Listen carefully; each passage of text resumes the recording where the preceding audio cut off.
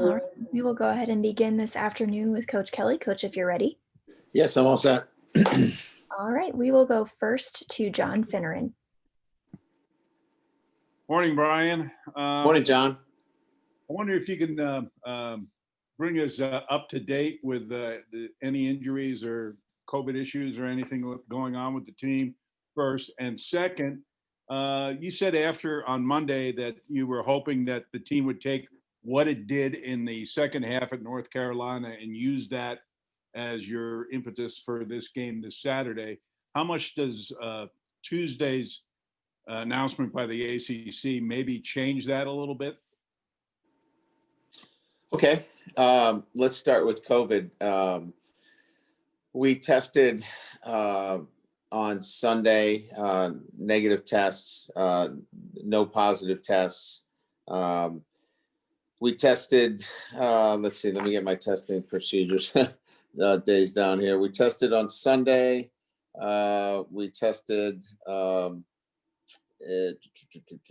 testing was Sunday and testing was Tuesday. That came back negative as well. No positives. And we tested this morning. With the new ACC guidelines, we will not test again. This is our last test for the week. So we'll get those tests back probably tomorrow, sometime early tomorrow morning. So that'll be our last test, but 2 negative tests thus far. As far as it's from an injury report, I think the only guy that will be a game time decision will be Zeke Correll. And, he's been limited in practice. He'll go again today. We'll see how that looks.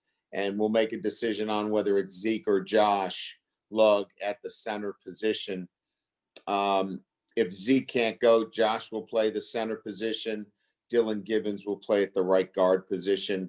If Zeke can go, obviously Zeke at center and Josh at the right guard position. The announcement as to, being part of the championship game doesn't really change how we prepare for our performance on Saturday. It's still important for our football team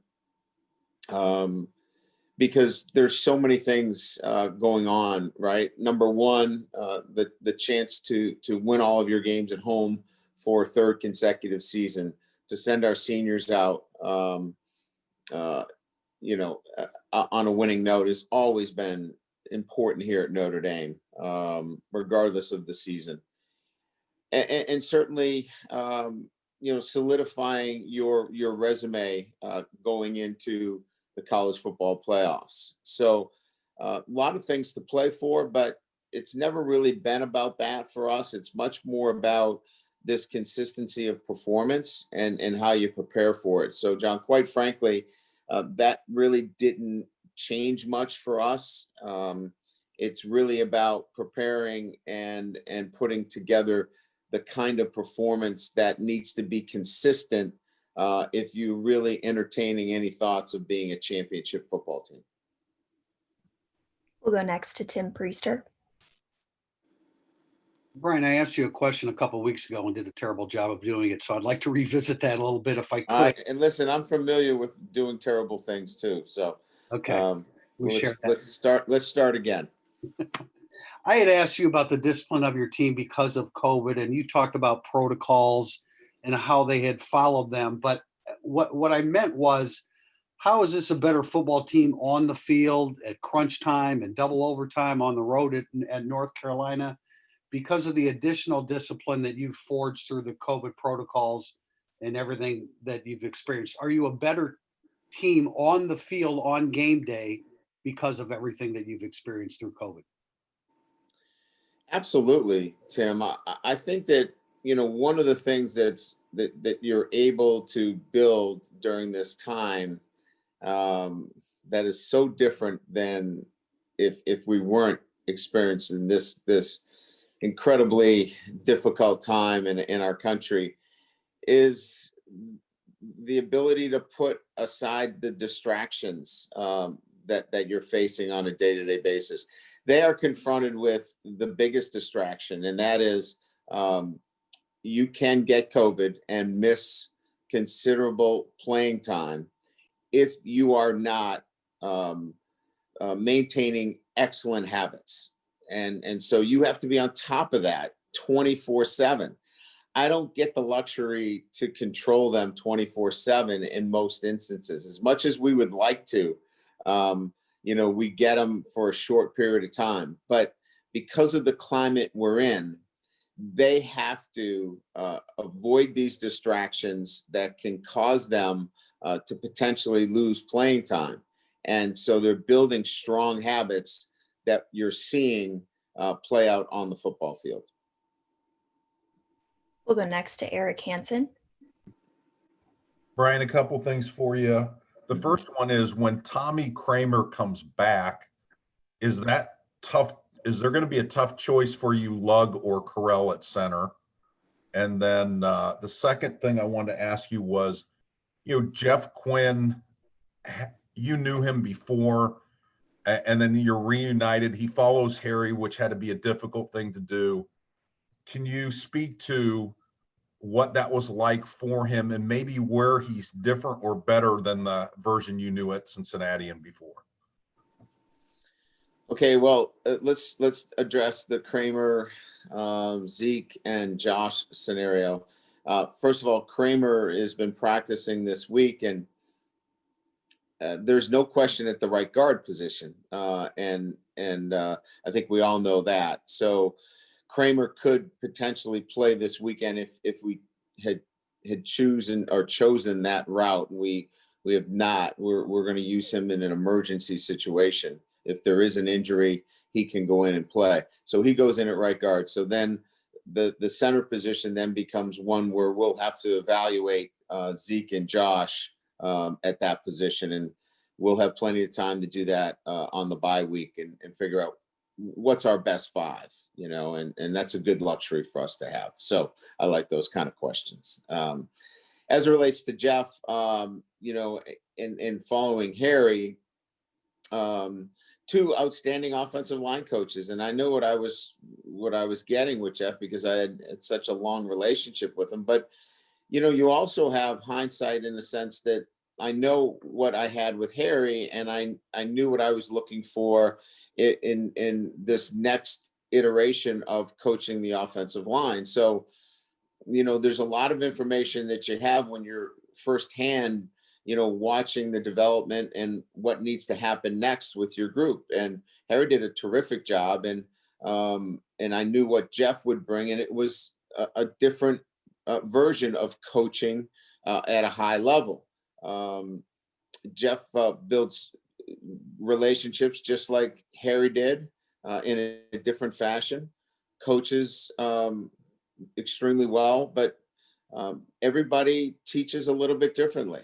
I think what Jeff brings to the table that's maybe a little bit different than when he was at Cincinnati with me was that he was a head coach, and got to see things from 30,000 feet, if you will, and how that applies on a day-to-day basis is the recruiting, and understanding how important the recruiting is, and the player development, and understanding clearly that we're going to do things for the best interest of the entire group, not just for the individuals. So I think he brings that perspective that a head coach brings, which gives you a really good, I think, understanding of a bigger picture sometimes.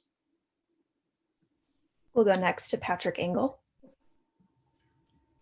Brian, I know you touched on him a couple days ago, but when you watch Javon on film this year compared to in practice prior years or when he would have played last year, what do you notice as far as his speed or technical differences and other things that relate to on field that have allowed him to be a big play threat for you guys?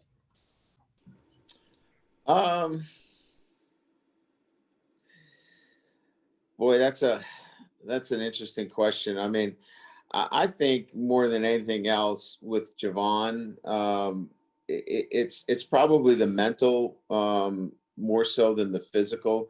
He's always had the physical tools. So two things have to happen. One, you have to be given an opportunity, and let's face it, he didn't have much of an opportunity, and if he did, then that opportunity didn't present itself, or he didn't allow it to present itself. So it happens on both ends. Maybe from a coaching standpoint, he didn't get the opportunity, or maybe from a player standpoint, you didn't give yourself the opportunity. It's a little bit of both, right? And now he's been able to get that opportunity and take advantage of it. He's always had the physical tools. He's made a couple of plays, and I've always said this: once you gain confidence, and we're able to continue to build that confidence with you, if you're recruited to Notre Dame, you should be able to make the plays here and be a contributor to a high level of success, and that's what we're seeing with Javon. So there's nothing that we're like, oh wow, we didn't know you could do that, or wow, I mean, you've changed immensely. I think it's really the mental approach, the confidence, and the opportunity. Those three things. We'll go next to Tim O'Malley.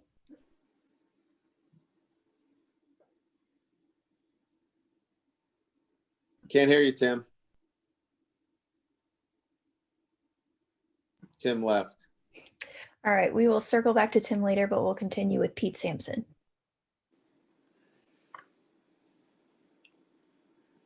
Pete left too. All right. Nobody wants to talk to me today. That's awesome.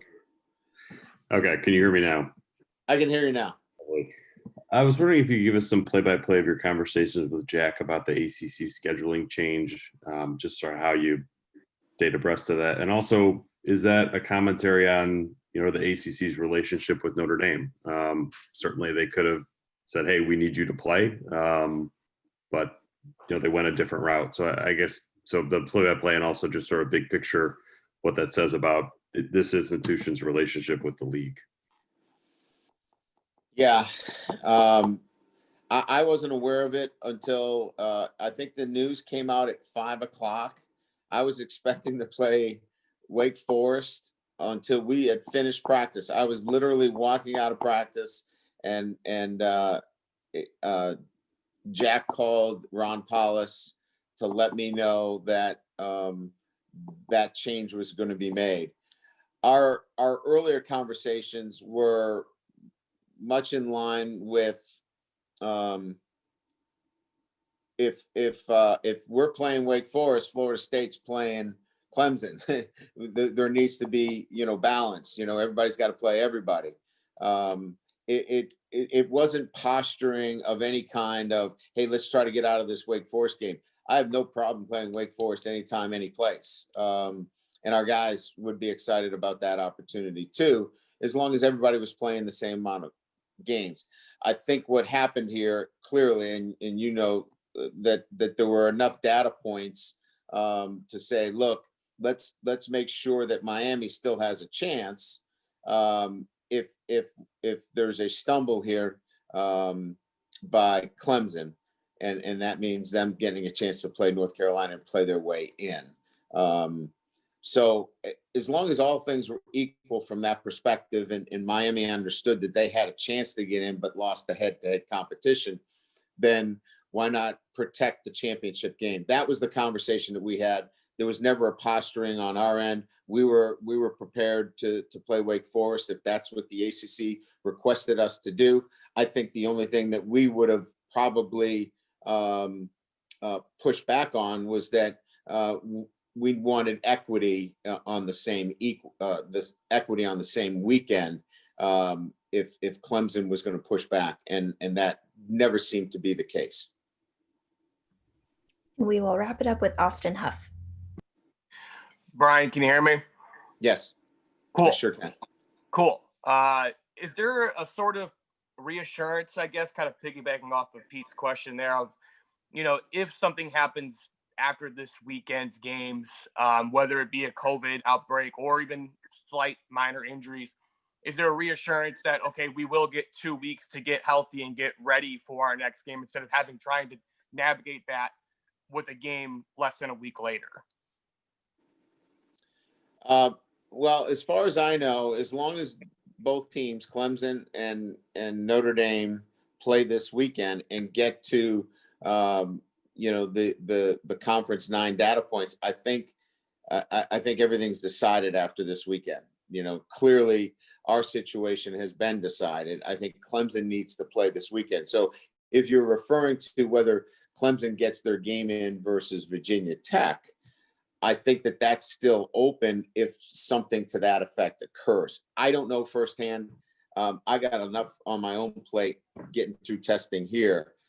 So I can't be 100% positive about those conversations. I'd have to defer to Jack on that. He's been on those calls relative to what may happen if there's an outbreak this weekend. Here's what I know. I'm getting my guys ready for a feisty Syracuse defense and an opportunistic offense. So I gotta take care of business here. We'll take care of what we can take care of, and then kind of go from there and see what happens. And we're going to circle back to Tim O'Malley for our last question. All right, Tim. You get the loose emoji,